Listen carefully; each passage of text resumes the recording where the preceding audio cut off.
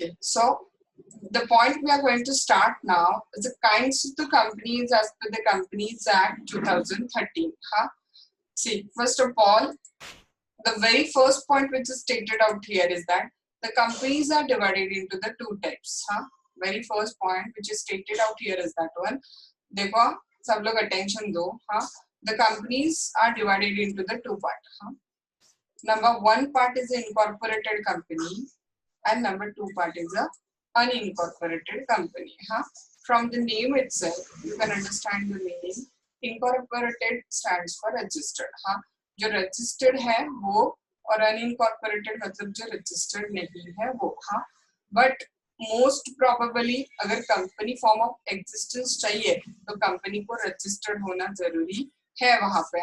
So it get into two parts, incorporated and unincorporated. हमें यहाँ पे unincorporated से कोई लेना देना बेसिकली है नहीं. मोस्ट प्रोबेबली हमारे कंपनीज क्या होंगे जो हम यहाँ पर डिस्कस करेंगे वो होंगे इनकॉर्पोरेटेड, क्योंकि हमारा कंपनी लॉ या हमारा लॉ वही कहता है कि इनकॉर्पोरेट होती है तो ही कंपनी का एग्जिस्टेंस अराइज होता है.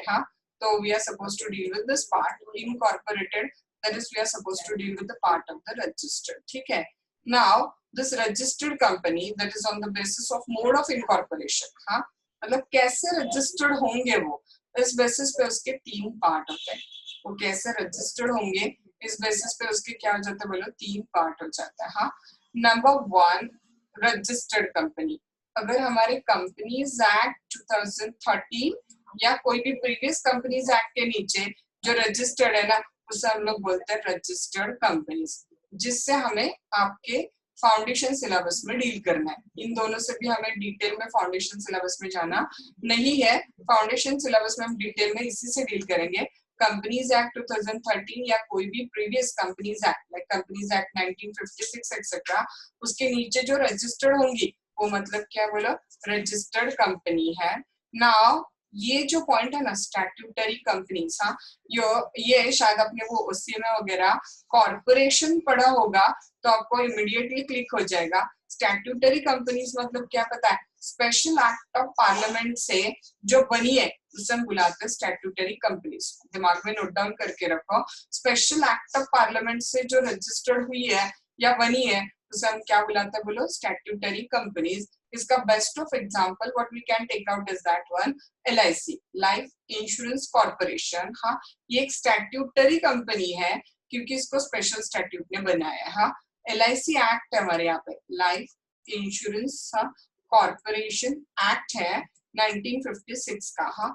और इस एक्ट के नीचे किसको रजिस्टर किया गया बोलो, LIC को, that is life insurance corporation को रजिस्टर किया गया. So it's called as the statutory company. एक स्पेशल एक्ट ऑफ पार्लियामेंट बना के उसके नीचे जिसको रजिस्टर किया है वो उसको हम क्या बुलाते हैं बोलो, statutory companies. Another common example which you know can take out we is the ONGC, oil and natural gas corporation. सबको पता है. तो oil and natural gas corporation भी क्या बोलो, स्टैट्यूटरी कंपनी है क्योंकि oil and natural gas corporation act है हमारे यहाँ पे, उसके नीचे उसको क्या किया गया, रजिस्टर किया गया. एंड ये थोड़ा इंग्लैंड में आता है. स्पेशल चार्टर से जो कंपनी रजिस्टर होती है ना उसे बोला जाता है चार्टर्ड कंपनी. इसको कोई इतना वैल्यू नहीं है. आपके लाइफ में in all as a student as a CA इन दो कंपनीज का वैल्यू बहुत ज्यादा रहेगा. रजिस्टर्ड कंपनीज का तो बहुत ही ज्यादा, एंड इसका भी वैल्यू रहता है क्योंकि बहुत सारे स्टैट्यूटरी कंपनीज इंडिया में हैं. SBI को SBI एक्ट के नीचे बनाया, RBI को RBI एक्ट के नीचे बनाया. तो जो स्पेशल एक्ट ऑफ पार्लियामेंट से बने हैं उसको हम स्टैट्यूटरी कंपनी या और एक नाम क्या है उसको बोलो कॉर्पोरेशन कॉल करते हैं. और जो कंपनीज एक्ट के नीचे रजिस्टर्ड हुई है उसे हम क्या बोलते हैं बोलो, रजिस्टर्ड कंपनीज कंसिडर करते हैं. ठीक है. रजिस्टर्ड कंपनी में टाइप्स पे आ जाएंगे. रजिस्टर्ड कंपनी में टाइप्स किसके बेसिस पे होते हैं बोलो, उसके लायबिलिटीज के बेसिस पे. फिर आपको पता है लायबिलिटीज के बेसिस पे एक्चुअली या तो लिमिटेड लायबिलिटी कंपनी होगी या अनलिमिटेड लायबिलिटी कंपनी होंगी. लिमिटेड लायबिलिटी मतलब जितना आपकी जितनी इन्वेस्टमेंट आपकी लायबिलिटी है. अनलिमिटेड मतलब कंपनी कितने भी लॉस में जाए सब अमाउंट के लिए आपकी वहां पे लायबिलिटी रहेगी, that is unlimited liability company. फिर आपको पता है लिमिटेड लायबिलिटी कंपनी में वापस दो टाइप है. याद है ना, अभी ऊपर बताया था आपको, लिमिटेड लायबिलिटी कंपनी में वापस क्या है बोलो, दो टाइप है. And what are the two type in the limited liability company? Company limited by shares and company limited by the guarantee. Remind करके रखो दिमाग में. हाँ, कंपनी लिमिटेड जो है उसके दो टाइप्स है, या तो कंपनी लिमिटेड बाय शेयर्स और या तो कंपनी लिमिटेड बाय क्या बोलो गारंटी है. हाँ, कंपनी लिमिटेड बाय शेयर्स में मैंने आपको बताया था आपकी लायबिलिटी किसके बेसिस पे रहती है. पहले ये वाला हिस्सा खत्म करते हैं. हाँ, on the basis of share capital. हाँ, आपकी लायबिलिटी किस पे डिपेंड होगी? शेयर कैपिटल के बेसिस पे. हाँ, विद शेयर कैपिटल आपकी लायबिलिटी होगी. हाँ, and with share capital liability मतलब ही आपको पता है कि कंपनी का शेयर कैपिटल जो भी होगा उसमें आपकी जितनी इन्वेस्टमेंट है, आपके जितने रुपए के शेयर्स है, unpaid value of the shares पे आपकी क्या रहेगी? वहां पे लायबिलिटी रहेगी.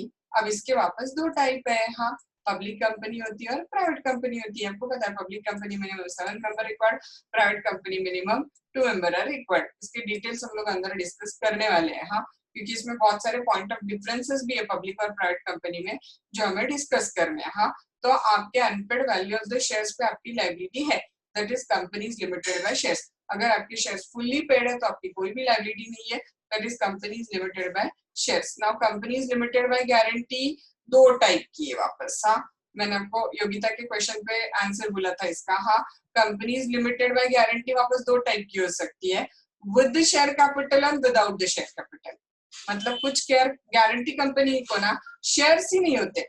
कुछ गारंटी कंपनी में मेंबर डायरेक्टली ओनली मेमोरेंडम में अमाउंट देते हैं कि अगर कंपनी लिक्विडेशन में गई तो हमारी liability 2 lakh, 1 lakh, 10 lakh, whatever it may be. हाँ, तो कुछ share company limited by guarantee को शेयर कैपिटल ही नहीं होता है. हाँ, तो शेयर होल्डर भी नहीं होंगे ना, यहाँ पे ओनली क्या होंगे बोलो? मेंबर होंगे. हाँ, और इस कंपनी में आइदर विद शेयर कैपिटल हो या विदाउट शेयर कैपिटल हो, यहाँ पे लायबिलिटी कवरेज होती है बोलो कंपनी लिक्विडेशन में जाती है. तो क्योंकि गारंटी कंपनी में मेंबर्स मेमोरेंडम में लिख के देते हैं कि अगर कंपनी का लिक्विडेशन में गई तो हमारी लायबिलिटी 1 लाख की, 2 लाख की, 50,000 की, 5,000 की, व्हाटएवर इट मे बी. हाँ, वापस अब ये विद शेयर कैपिटल या without share capital guarantee company public या प्राइवेट हो सकती है. इसके वापस दो टाइप है, पब्लिक कंपनी या प्राइवेट कंपनी. हाँ, अब अनलिमिटेड कंपनी भी वापस वैसी हो सकती है, with share capital and without share capital, and वापस वो पब्लिक भी हो सकती है या प्राइवेट भी हो सकती है. हाँ, अपार्ट फ्रॉम दैट यहाँ पे दिया गया नहीं है, लेकिन 2013 के एक्ट के हाँ हिसाब से कुछ नए फॉर्म ऑफ कंपनीज भी अराइज हुए. हाँ, 2013 के एक्ट के हिसाब से कुछ नए फॉर्म ऑफ कंपनीज भी अराइज हुए हैं जिसे हमें अंदर जाके डिस्कस करना है, जिसमें से एक one of the very inventive feature of the companies act 2013 is OPC, one person company नाम की एक कंसेप्ट भी हम लोग अंदर क्या करेंगे वहां पे डील करेंगे. इसमें ओनली एक पर्सन कंपनी क्या करता है वहां पे फॉर्म करता है. हाँ, एक्चुअली कंपनी नाम के वर्ड को भी डिवाइड क्या करता है हम लोग बोल सकते हैं कि क्रॉस करके कंपनी जाती है, क्योंकि हमने डिस्कस किया था याद है कंपनी वर्ड बोलने के लिए कम से कम 2 लोग तो चाहिए, हम बोलते हैं ना, क्योंकि खुद की कंपनी में कैसे रहोगे. बट इसको क्रॉस करके ये कंसेप्ट जाती है कि एक सिंगल पर्सन भी कंपनी फॉर्म कर सकता है.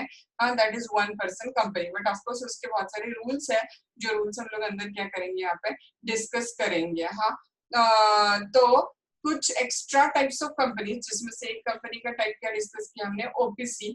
ये भी कंपनीज एक्ट के नीचे क्या की गई है, फॉर्म की गई है वहां पे. हाँ, तो हम लोग कल क्या करेंगे अंदर डिटेल में डिस्कशन शुरू कर देंगे, बड़ा पार्ट है टाइप्स ऑफ कंपनी का. हाँ, तो देखते कल थोड़ा सा एक्स्ट्रा टाइम क्लास लेके जितना मैक्सिमम कवर अप कर सकते, क्योंकि आज फिर आधा छोड़ना पड़ेगा मुझे, सीक्वेंस है उसका एक दूसरे के साथ कनेक्टेड. हाँ, तो कल ही उसको क्या करते हैं हम लोग शुरू करते हैं टाइप्स ऑफ कंपनीज को. बट कल थोड़ा सा कैपेसिटी रखना एक्स्ट्रा पीरियड बस बैठने के लिए, मैं सर से बात कर लूंगी.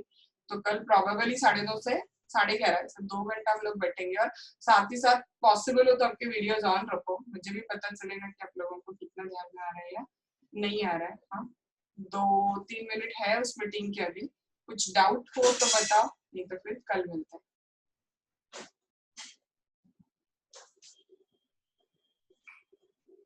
मैम, हाँ निहारिका बोलिए. अगर कोई कंपनी फॉर एग्जांपल अनकॉर्पोरेटेड रही तो फिर वो एग्जिस्ट होती है या नहीं? नहीं, उसका लीगल एग्जिस्टेंस कुछ नहीं होता है यहाँ का अनइनकॉर्पोरेटेड कंपनी का.